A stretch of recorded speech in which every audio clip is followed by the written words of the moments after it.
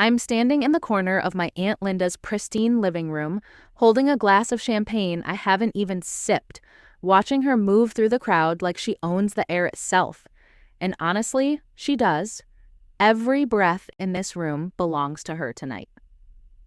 The dinner party is flawless. Crystal chandeliers catch the light and throw diamonds across the ceiling. White orchids sit on every surface, their petals so perfect they look unreal. Classical music drifts from hidden speakers, wrapping around conversations like silk. This is what 3 weeks of planning looks like when my Aunt Linda is in charge. 60 guests, all of them dressed like they just stepped off a yacht in Monaco. They're mingling in her sprawling penthouse, floor-to-ceiling windows framing the city skyline like a painting. My Uncle Richard's business partners, their wives dripping in diamonds that probably cost more than my annual salary. Everyone's laughing at jokes that aren't even funny, but money has a way of making everything funnier, doesn't it? I notice my aunt's smile as she glides past me. It's the one she wears when she's performing, not the real one. Not the smile I grew up seeing across Sunday breakfast tables when she'd sneak me extra pancakes and tell me stories about building her business. This is her mask, her armor. Then she walks in. Veronica Ashford, my uncle's new business partner's wife, 20 years younger than everyone here, wearing a dress that probably costs more than my car. The room shifts the moment she enters. Heads turn, conversations pause mid-sentence. She moves like a shark who's just caught the scent of blood in social waters. My aunt greets her warmly, ever the gracious host. She offers champagne, compliments Veronica's emerald necklace. The stones catch the light, throwing green fire across Veronica's collarbone. Veronica accepts with a smile that doesn't reach her cold blue eyes. She's scanning the room like she's appraising furniture at an estate sale, calculating value, determining worth. Dinner is announced, a 6-course meal my aunt personally oversaw with the catering team. Every detail, from the fold of the napkins to the temperature of the wine, reflects her impeccable taste. We're seated at a long mahogany table, name cards and calligraphy. I'm positioned where I can see my aunt's face at the head of the table, and I'm grateful for it because I want to watch her tonight. She's radiant, in control, everything she worked so hard to become. Between the 3rd and 4th course, Veronica's voice cuts through the polite chatter like a knife through silk. Linda, darling, you really must give me your decorator's number, though I suppose even the best decorator can only do so much with older sensibilities. The table goes silent. Forks pause mid-air. Wine glasses freeze at lips. Everyone suddenly becomes fascinated by their plates. My aunt's hand tightens almost imperceptibly around her fork, but her smile doesn't falter. Veronica continues, emboldened by the champagne and her own cruelty. I mean, this whole aesthetic, it's very 2010, isn't it? So established, safe. Oh, she laughs. It's a tinkling, poisonous sound. 2 of her friends join in, uncertain but eager to please. And these orchids, Linda, white orchids? How predictable. Everyone who's anyone is doing rare tropical blooms now. Hadn't you heard? My Uncle Richard shifts uncomfortably in his seat, but says nothing. His business interests are apparently more important than defending his wife. My hands are shaking under the table. Rage is building in my chest, hot and tight, but my aunt remains perfectly still, a statue of composure. Veronica leans back in her chair, playing with her necklace. You know what this reminds me of? My grandmother's house. Lovely woman, but her taste stopped evolving around 1995. More nervous laughter ripples around the table. People are looking away now, pretending to be suddenly interested in the chandelier, the view, anything but what's happening right in front of them. Tell me, Linda, when was the last time you actually left this apartment? Experienced anything current? Or do you just read about life in magazines? My aunt sets down her fork with careful precision. Her face is a mask of composure, but I recognize it. It's her war face, the one she wears when she's about to destroy someone in a business negotiation. She dabs her lips with her napkin, takes a slow sip of wine, and I see something flicker in her eyes, something ancient and dangerous. Veronica, my aunt says quietly, her voice like velvet over steel. What an interesting perspective you bring to the table. I need to explain who my Aunt Linda really is, because nobody at that table knew her. Not really, not like I did. 23 years ago, Linda wasn't Linda Ashford, wealthy socialite and philanthropist. She was Linda Chen, first-generation immigrant, daughter of a seamstress and a line cook. I grew up hearing the stories from my mother, Linda's younger sister, how Linda put herself through business school working 3 jobs, how she slept 4 hours a night for 6 years, studying in laundromats between shifts, eating ramen in her car because she couldn't afford anything else. How she met my Uncle Richard when she was 28, already running a small consulting firm from a rented office above a dry cleaner. She was building something, becoming someone. Richard was old money, established family, the kind of pedigree that came with trust funds and country club memberships and a last name that opened doors. His family hated Linda, called her that ambitious little nobody, said she was marrying up, that Richard was throwing his life away on some immigrant girl with delusions of grandeur. I remember being 7 years old, sitting under the Thanksgiving table, overhearing Richard's mother say to her sister, "She'll never be one of us. You can't buy class." Linda never responded to the barbs, the subtle exclusions, the way Richard's family pronounced her maiden name like it tasted bad in their mouths. Instead, she built an empire. She turned her small consulting firm into a multi-million-dollar enterprise advising Fortune 500 companies. She made her own money, her own name. She became someone the old money families had to respect, even as they whispered behind her back at charity galas. But there was always a wound there, a place that never fully healed, the immigrant daughter who would never be enough for some people. I watched her at family gatherings, code switching between languages, between versions of herself, never quite able to rest. Always performing, always proving. My mother once told me, "Your Aunt Linda survived rooms full of people who wanted her to fail. She learned to smile while they sharpened their knives." Richard's family eventually accepted her, but only after her bank account made her impossible to ignore. Even then, the acceptance was conditional. Behave correctly, dress appropriately, don't remind us where you came from. Linda poured herself into perfection. The perfect home, the perfect dinner parties, the perfect philanthropic portfolio. She erased her accent, hired image consultants, studied which fork to use and which charities to support and which topics were acceptable at which social events. But I knew the truth. Underneath the designer clothes and the carefully curated life, Linda was still the girl who was told she didn't belong. Still the daughter of immigrants who worked herself half to death to prove she was worthy of the space she occupied. And tonight, Veronica Ashford, new money, married money, never worked a day in her life money, had just pressed directly on that old wound. Veronica represented everything Linda had fought against, casual cruelty from a place of unearned privilege. As I watched my aunt's face across that dinner table, I realized something. Veronica had just made a catastrophic mistake. She'd insulted a woman who had spent 23 years learning exactly how power works in this world. And my Aunt Linda had just decided it was time to teach a lesson. The dinner continues in painful, stilted conversation. Everyone's pretending Veronica's comments didn't just eviscerate the hostess in front of 60 witnesses.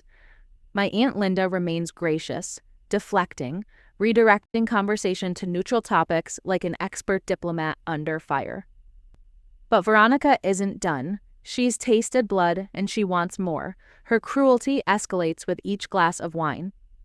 During dessert, a lavender panna cotta. My aunt spent 2 days perfecting with a pastry chef. Veronica stage whispers to the woman beside her, loud enough for half the table to hear, "I'd be mortified to serve store-bought anything at my dinner parties." The panna cotta sits half-eaten on Veronica's plate. Then Veronica turns to my uncle, placing her hand on his arm like they're old friends. "Richard, darling, you simply must come to our place next weekend. I'll show Linda how we entertain in the 21st century." My uncle mumbles something non-committal, his face red, still refusing to defend his wife of 2 decades. I'm gripping my napkin so hard my knuckles are white. I'm silently willing my aunt to say something, do something, anything. Veronica stands to use the restroom, and the moment she leaves, the table erupts in uncomfortable whispers. I watch several of the older women exchange glances. They don't like Veronica either, but nobody wants to be her next target. My aunt excuses herself to check on coffee. I follow her into the kitchen. She's standing at the marble island, hands pressed flat against the surface, breathing slowly and deliberately. "Aunt Linda," I start, but she holds up one hand. "Not now, sweetheart. I'm processing." Her voice is tight, controlled, barely containing something volcanic underneath. "You don't have to take that. Everyone knows she's horrible." "Do they?" Linda looks at me, and her eyes are bright with unshed tears mixed with something harder, colder. Because from where I was sitting, nobody said a word. She's right. The entire table sat silent while Veronica eviscerated her, too comfortable or too cowardly to intervene. "Let me handle this my way," Linda says. And suddenly she's calm again, eerily calm, the storm passing into deadly focus. Aunty? We return to the living room where coffee and after-dinner drinks are being served. Veronica holds court by the windows, her small group of sycophants laughing too loudly at her stories. I catch fragments. "Can you imagine? So provincial. I told Marcus we absolutely cannot." My aunt moves through the room, the perfect hostess, refilling drinks, asking about people's comfort, never betraying a crack in her armor. As guests begin to leave, Veronica makes one final performance. She approaches Linda at the door, air-kissing both cheeks. "Thank you for a memorable evening, Linda. So quaint, so authentically you." The emphasis on authentically lands like a slap. The implication is clear. Authentic meaning outdated, ethnic, less than. I hope you won't take my little observations personally. I'm just trying to help you, improve. God knows at your age, it's never too late to learn. Several remaining guests witness this. Uncomfortable shifting, eyes on phones, suddenly urgent reasons to call cars. My aunt smiles, that terrifying, serene smile I've seen her use in business negotiations she's about to win. "Veronica, how thoughtful of you to be so concerned with my development. Please, drive safely." Veronica sweeps out, trailing perfume and malice, her friends scurrying after her like remoras following a shark. When the last guest finally leaves, it's nearly midnight. The catering staff has cleaned up and gone. My uncle has retreated to his study with whiskey and his phone. I'm helping Linda gather stray cocktail napkins when she walks to the windows overlooking the city. 23 years, she says softly. 23 years I've played by their rules, smiled at their condescension, proved myself over and over. She turns to me, and her face is no longer the mask. It's raw, angry, and absolutely certain. I built a life where I would never have to feel small again. And tonight, that woman made me feel exactly how Richard's family made me feel at our engagement party. "What are you going to do?" I ask, though I'm not sure I want to know. My aunt walks to her purse, pulls out her phone, and the smile that crosses her face is nothing short of predatory. "I'm going to make one phone call," she says, "just one." My aunt sits on her white sofa, phone in hand, perfectly still for a long moment. "Do you know what Veronica's husband, Marcus, does?" Linda asks me suddenly. I shake my head. I barely knew who Marcus Ashford was beyond Richard's new business partner. Marcus runs Ashford Capital, a mid-tier investment firm, respectable enough, growing, ambitious. Linda's voice is clinical now. Analytical. Shanae, what Veronica doesn't know, what Marcus definitely doesn't know I know, is that Ashford Capital is currently negotiating their largest acquisition deal ever. She pulls up something on her phone, shows me a business article about a tech startup acquisition worth $340 million. Marcus has been courting the Chen Blackwell fund for 3 months, begging for bridge financing to close this deal. My stomach drops. Chen Blackwell, as in the private equity fund I founded 12 years ago when I realized consulting wasn't enough. Linda says it so calmly, like she's commenting on the weather. You run Chen Blackwell? I'm stunned. I knew my aunt was successful, but I had no idea she controlled one of the city's major investment funds. I'm the managing partner. I keep a low profile, use my maiden name professionally, let my partners take the public-facing roles. She scrolls through her phone, showing me email chains, investment documents, meeting notes. Proof. Richard knows, obviously, but I've always kept my business life separate from this. She gestures around the apartment, meaning the social life, the dinner parties, the performance. Marcus Ashford has no idea that the L. Chen his team has been negotiating with for months is his business partner's wife. The pieces click into place in my mind and I actually laugh, a sharp, disbelieving sound. His wife just spent the evening humiliating the one person who holds his biggest deal in her hands. Precisely, Linda says, and now she's scrolling through her contacts. The deal is scheduled to close in 5 days. Marcus needs our $85 million bridge loan to make his acquisition happen. Without it, the whole thing falls apart, and Ashford Capital loses the biggest opportunity they'll ever have. I sit down beside her, my heart pounding. What are you going to do? Linda looks at me, and her expression is complicated. Hurt, angry, but also something like satisfaction. I'm going to give Marcus Ashford exactly what his wife thinks I deserve, a lesson in consequences. She taps a name in her contacts. James Chen Blackwell, partner. James is her business partner, the public face of the fund, the name people associate with Chen Blackwell Capital. The phone rings twice before a man's voice answers. Linda, it's almost midnight. What's wrong? James, I need you to pull the Ashford Capital deal. Linda's voice is steady and cold. Silence on the other end. Then, pull it? Linda, we're 5 days from closing. Everything's in place. Their terms are acceptable. Oh, I don't care. I want out. Immediately. You want to walk away from $85 million in placement fees and a 15% equity stake in a deal we've been building for 3 months? Yes. Linda says it simply, like it's nothing. This is about something personal. James says it as a statement, not a question. He knows her too well. Extremely personal, Linda confirms. Another pause, then James sighs. All right, I'll draft the withdrawal notice tonight. Marcus will have it first thing Monday morning. Thank you, James. Whatever he did, he must have really pissed you off.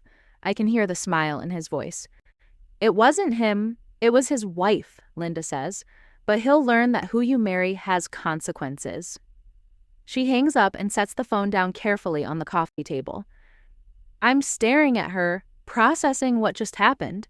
You just killed a $340 million deal with a single phone call. No, Linda corrects gently.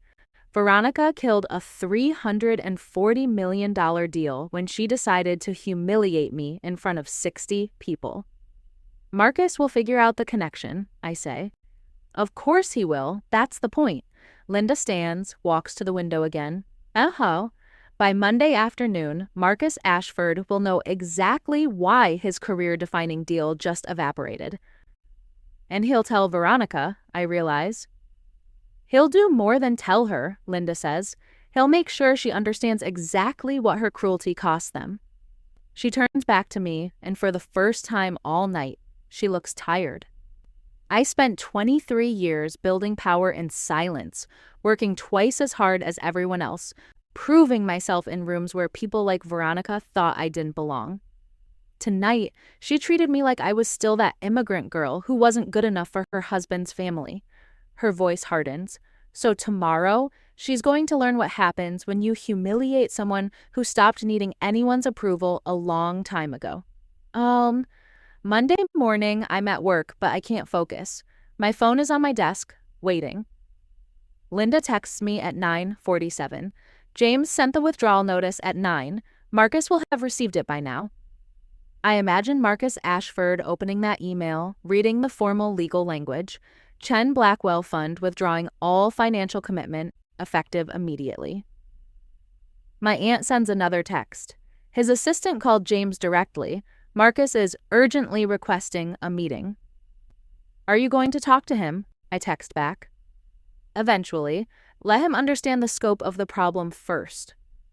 By 11, my aunt sends me a screenshot. Marcus has called her directly. 3 missed calls. Then Richard calls me. What the hell did your aunt do? Marcus is losing his mind. Something about a deal falling through. Maybe you should ask Aunt Linda, I say coldly, still angry that he sat silent while Veronica tore her apart. She's not answering my calls either. Richard sounds panicked. This is my business partner. If Linda did something to sabotage... Richard, your wife was publicly humiliated at her own dinner party Saturday night, and you said nothing. I cut him off. That was just Veronica being Veronica. She's always... Wait, this is about Saturday? His voice rises. Figure it out. I hang up. At 2:30, Linda calls me. Marcus is coming to the apartment. I told him I'd give him 15 minutes at 4. Do you want me there? I ask. Yes, she says simply. I want a witness. I leave work early, arrive at Linda's apartment at 3:45. She's dressed in a sharp charcoal suit. Her business armor, hair pulled back, minimal jewelry, every inch the powerful executive. How do you feel? I ask. Certain, she says, and there's no hesitation in her voice. The doorbell rings at exactly 4. Marcus Ashford is punctual in his desperation. Linda opens the door to reveal Marcus looking like he's aged 5 years since Saturday. Disheveled suit, tie loosened, face drawn. Linda, thank God. I don't understand what's happening.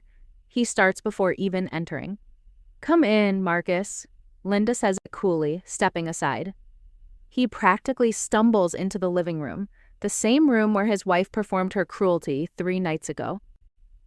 Chen Blackwell pulled our deal. James won't return my calls. His assistant keeps saying, the decision is final. Linda, I need you to talk to Richard. Get him to intervene. Richard has nothing to do with this. Linda sits in an armchair like a queen on a throne. Marcus looks confused. But you and Richard, he has business connections. He could... Marcus, sit down. Linda's voice cuts through his rambling. He sits on the sofa, looking between me and Linda, confusion morphing into dawning horror. Do you know what Chen Blackwell Capital is? Linda asks. Of course, they're the private equity fund financing my acquisition. Marcus stops mid-sentence. I watch his face as he processes, the connections forming. Chen, he says slowly. L. Chen, the managing partner we've been... Oh, God. Yes, Linda says simply. I am L. Chen. I am the managing partner of Chen Blackwell Capital. You? Marcus looks like he might be sick. We've been negotiating with you? Your team has been negotiating with my fund, yes. I kept my involvement behind the scenes, as I prefer to do. Marcus's hands are shaking. Linda, if this is about business terms, we can renegotiate whatever you want. This isn't about business terms, Marcus. Linda's voice is ice. Then what? Why would you pull out 5 days before closing? Do you understand what this does to us? Oh, I understand perfectly. Linda leans forward. Without our bridge financing, your acquisition falls apart. The tech startup moves to another buyer. Ashford Capital loses its biggest opportunity and probably several major investors who were counting on this deal. You're destroying my company. Marcus is standing now, voice rising. No, Marcus, I'm teaching your wife a lesson. Linda stands too, meeting his eyes. The room goes silent except for the city sounds filtering through the windows. Veronica? Marcus's face goes from red to pale. Your wife spent Saturday evening in this apartment in front of 60 guests, systematically humiliating me. She criticized my home, my taste, my age, my relevance. She called me provincial, outdated, and authentically inferior. I watch Marcus's expression change as memory catches up. He was there. He heard it. He said nothing. That was just Veronica being, she doesn't mean, he trails off weakly. She meant every word, Linda says. And you sat there, silent, more concerned with your business relationship with my husband than defending your business partner's wife. Linda, I'm sorry. I should have said something, but you can't. You can't destroy everything I've built because of what, Marcus? Because your wife is cruel? Because you're a coward? Linda's voice could freeze fire. Please. Marcus actually has tears in his eyes now. Please, I'll make this right. Veronica will apologize. Will she? Or will she apologize because suddenly she understands I have power over her husband's career? Linda walks to the windows, her back to Marcus. For 23 years, I've dealt with people like Veronica. People who think money and a pretty face give them the right to treat others as beneath them. I built my own empire so I'd never have to smile through that treatment again. And Saturday night, in my own home, I let her make me feel small. She turns back. So yes, Marcus, I pulled your deal. And unless something changes dramatically, it stays dead. What do you want? Marcus asks desperately. Name it. Anything. Linda sits back down, crosses her legs, utterly composed. I want your wife to understand that actions have consequences. I want her to sit with what her cruelty cost you both.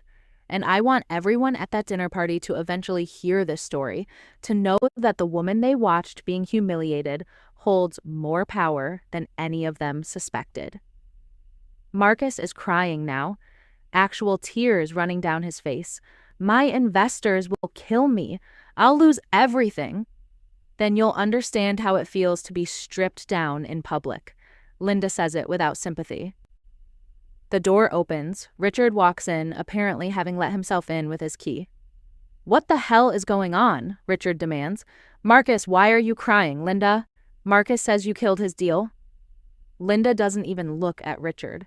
Your business partner is learning that his wife's behavior has consequences.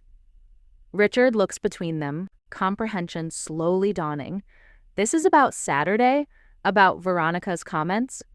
You're destroying a man's career over some catty remarks at a dinner party? Richard's voice is incredulous. Linda finally turns to her husband, and her gaze could melt steel. No, Richard, I'm defending myself from public humiliation, something you notably failed to do. Richard stands frozen in the doorway, his face cycling through confusion, anger, and finally shame. Linda, I didn't think it was that serious, he starts. You never do. Linda cuts him off. 23 years, and you still don't understand what it cost me to exist in your world. Marcus is slumped on the sofa, head in his hands, his career crumbling around him. Is there anything? Marcus tries again, voice broken. Get out, Marcus, Linda says quietly. Take your tears somewhere else.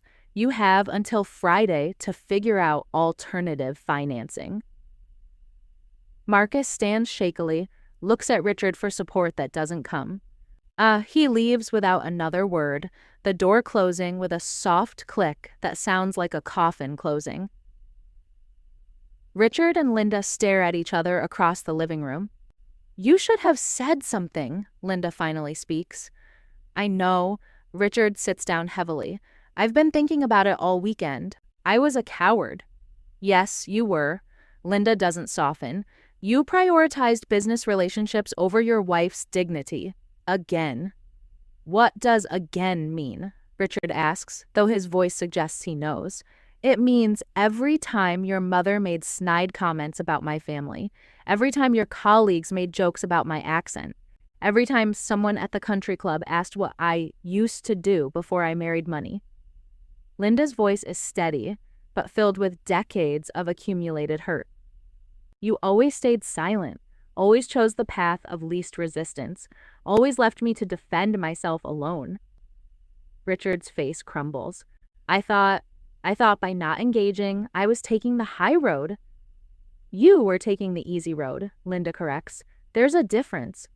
I shift uncomfortably in my chair, feeling like I'm witnessing something too private. but Linda had asked me to stay. What do you need? Richard asks finally. To forgive me? To restore Marcus's deal? I need you to understand that the woman you married isn't the desperate immigrant girl who needed your family's approval anymore, Linda says. I'm Elle Chen of Chen Blackwell Capital.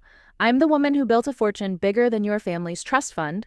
I don't need protection. I am the protection. Richard nods slowly.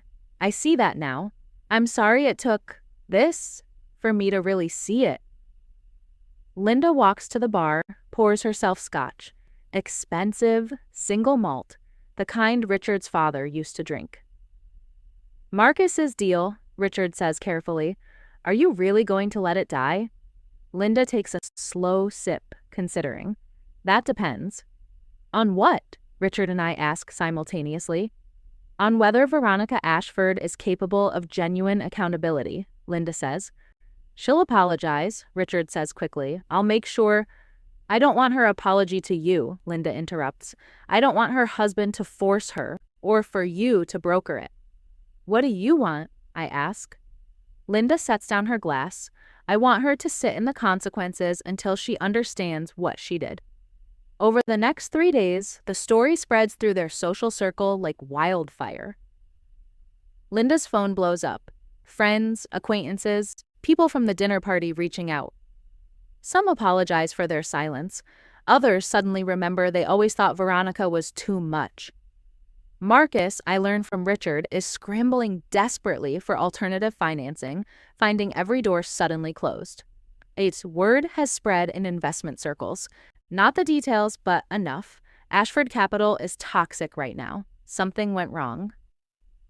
On Wednesday morning, Linda receives a call from an unknown number. She puts it on speaker. Hello? Linda?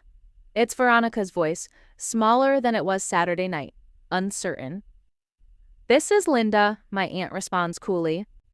I need to speak with you, in person, please. Veronica sounds like she's been crying. Why? Linda asks, giving nothing. Because I understand now what I did, what it cost. I need to apologize, properly. Veronica's voice cracks. I'm listening, Linda says. Not on the phone. Please, I need to look you in the eye, Veronica insists. Linda considers then, my apartment, tomorrow at 10, come alone. I will, thank you. Veronica hangs up. Richard looks at Linda. Are you going to restore the deal? I'm going to listen to what she has to say, Linda responds. That's all I'm committing to. Thursday morning, I arrive at Linda's apartment at 9:30. She'd texted asking me to be there again. Linda is dressed casually this time. Jeans, cashmere sweater, her hair down.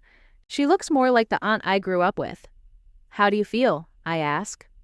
Tired, she admits. This whole thing, it brought up so much old pain. Do you regret it? Pulling the deal? I ask carefully. Linda thinks for a long moment. No, I regret that it was necessary, but I don't regret standing up for myself. The doorbell rings at 9:58. Veronica is early, which says something. Linda opens the door to reveal Veronica looking nothing like she did Saturday night. No makeup, hair in a simple ponytail, wearing jeans and a plain sweater. Her eyes are red and swollen from crying. Thank you for seeing me, Veronica says quietly. Linda steps aside, and Veronica enters like she's walking into court for sentencing. Antasa. We sit, Linda and I on one sofa, Veronica alone on the other. The space between us feels vast. Veronica takes a shaky breath. I spent the last 5 days watching my husband fall apart. I watched him beg his investors to stay, watched him call every contact he has for financing, watched him realize his entire career was crumbling. Her voice breaks. And when he finally told me why, when he explained who you really are, I wanted to die.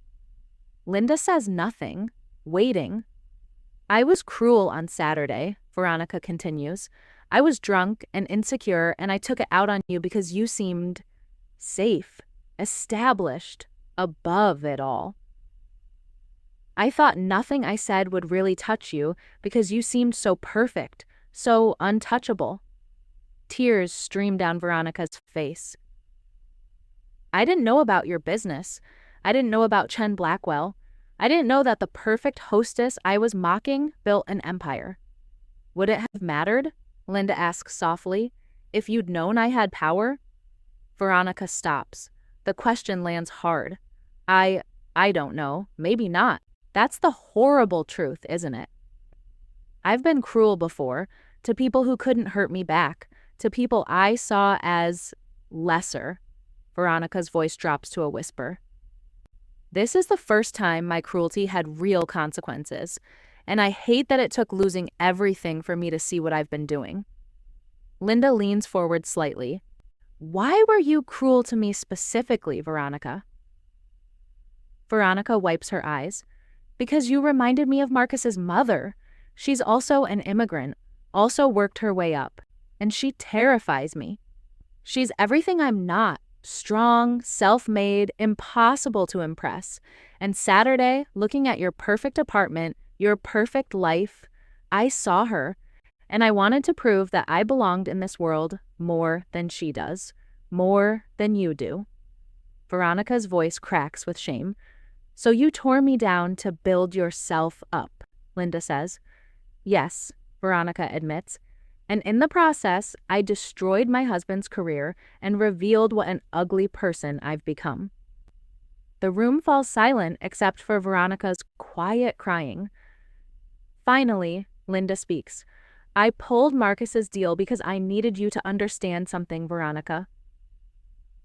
I needed you to learn that the women you dismiss, the immigrants, the self-made, the ones you think don't belong, we're often the ones with the most power.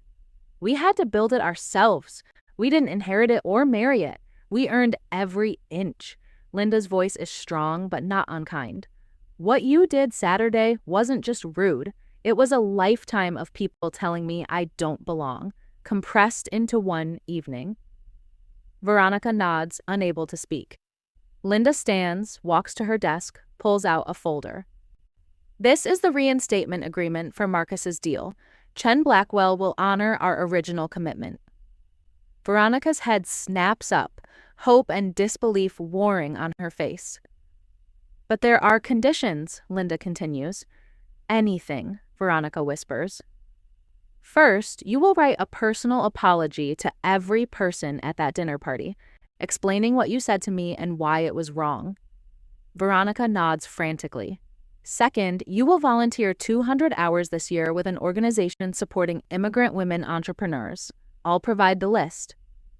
Yes, absolutely, Veronica agrees. And third, Linda's voice hardens slightly, you will sit with the person you've been, really sit with it, and decide if that's who you want to continue being. Because money won't protect you from consequences forever, Veronica. Eventually, everyone runs into someone with more power. Veronica is fully crying now, nodding. I understand, thank you. I don't deserve this second chance. No, you don't, Linda agrees. But Marcus does, and more importantly, I deserve to be the bigger person without it costing me anything. She hands Veronica the folder. Give this to Marcus. The deal closes Friday, as originally planned. Veronica stands, clutching the folder like a lifeline. Linda, I am so sorry for everything, for who I've been. I believe you, Linda says. Now show me through your actions, not just your words. Veronica nods and leaves, the door closing softly behind her. I look at my aunt. You're really restoring the deal? Linda sits down, suddenly looking exhausted. Yes, because this was never about destroying them. It was about making sure they understood. Understood what? I ask. That kindness isn't weakness, that grace isn't ignorance of power, and that sometimes the quietest person in the room is the most dangerous. It's been 3 months since that dinner party, and the story has become legend in their social circle. I'm having coffee with Linda on her terrace, overlooking the city where she built her empire. Do you know the strangest thing? Linda says, staring out at the skyline. What? I ask, sipping my latte. Veronica actually followed through, all of it. The apologies, the volunteer work. She even asked me for coffee last week. Linda looks bemused. Did you go? I'm surprised. I did, Linda admits. She's different. Still has a long way to go, but she's trying. Really trying. And Marcus? I ask. The deal closed. Ashford Capital is thriving. Marcus sends me a Christmas card with a personal note thanking me for teaching him what partnership really means. Linda laughs softly. Even Richard has been different. More present, more aware, more willing to actually stand up for me in rooms where it matters. So it all worked out, I say. Not worked out, Linda corrects. Evolved, changed. Nothing is fixed, but things are different. She turns to me, her expression serious. I spent most of my life trying to be acceptable to people who thought I didn't belong. I erased parts of myself, softened my edges, made myself smaller so they'd be more comfortable. That night, when Veronica humiliated me, something broke, or maybe something finally healed. Linda's voice is thoughtful. I realized I'd been giving power to people who never earned the right to judge me. So you took it back, I say. So I took it back, she confirms. With one phone call, I reminded myself, and everyone else, who I actually am. Do you think Veronica would have changed without consequences? I ask. Linda considers this. Honestly, probably not. Some people need to lose everything before they can see what they've been doing. That feels harsh, I say. Maybe, but you know what's harsher? Living your whole life being cruel to people because you never faced consequences for it, Linda responds. At least now Veronica has a chance to be better. That's more than she gave herself before. We sit in comfortable silence, the city humming below us. What's the lesson here? I ask finally. If you had to sum it all up? Linda smiles. The lesson is that the people you underestimate are often the most powerful. That immigrant woman serving you coffee might be building a business empire in her spare time. That quiet person in the meeting might be the decision maker you've been trying to impress. And that hostess you're mocking might hold your entire future in her hands with one phone call. She looks at me directly. Never assume silence means powerlessness. Sometimes the strongest people are the ones who've learned to move in silence. And never confuse grace with weakness. The most dangerous people are the ones who can destroy you but choose mercy instead. Because if they can show you mercy, that means they had the power to destroy you all along. I finish her thought. Exactly, Linda nods approvingly. So what happens now? I ask. Linda stands, stretches, looks out over her city. Now I keep building, keep growing, keep being exactly who I am without apology. And when someone tries to make me feel small again, she smiles, I'll remember that I'm Elle Chen of Chen Blackwell Capital. I'm the immigrant daughter who built an empire. I'm the woman who changed someone's entire life with one phone call. She turns back to me, and I'll decide whether they deserve education or destruction, because now I know I have the power to choose. I stand too, hugging my aunt. I'm proud of you for standing up for yourself. Thank you, sweetheart. She hugs me back. I'm proud of me too, finally. As I leave her apartment that day, I think about all the people who've underestimated women like my aunt. The people who see immigrant backgrounds and assume limitation. The people who see quiet grace and assume ignorance. The people who see a dinner party hostess and assume she's just decorative. Those people never see the empire until it's too late. They never see the power until it's being used against them. And they never understand the mercy they're being shown until they realize how completely they could have been destroyed. My Aunt Linda taught me that day that revenge doesn't always look like destruction. Sometimes it looks like a single phone call. Sometimes it looks like letting someone sit in consequences until they learn. And sometimes it looks like mercy after you've proven you never needed to show it. The greatest power isn't destroying your enemies. It's making sure they understand you could have, but chose something better. So, if there's someone in your life who thinks they can humiliate you without consequences, remember my Aunt Linda. Remember that quiet doesn't mean powerless. And remember that the person you're underestimating might be the one holding all the cards. What's your story? Have you ever watched someone powerful stay silent in the face of disrespect? Have you ever seen consequences catch up to someone who thought they were untouchable? Drop your stories in the comments. I read every single one.